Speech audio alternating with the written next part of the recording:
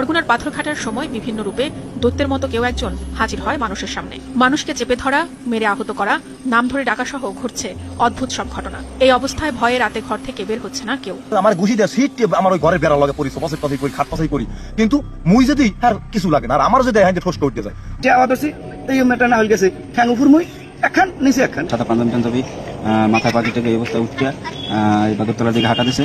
আমি দেখি ডরাইছি, পরে দেখি যে 2-10 হাত দূরে যাইয়া উদাও দেখি না, দেখি কি অনেক বড় লম্বা একটা মানুষের মতো, কিন্তু মানুষ নাকি মানে কি করতে পারি না।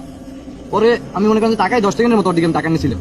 পরে আমি আমার ফোনের দিক চাইছি, আমার দেখি আমার সামনে একটা বিড়াল। ঘটনাগুলো যদি কারো কাছে আগে আমাদের আগে শুনতাম মানুষের কাছ থেকে, আমরা হাসতাম।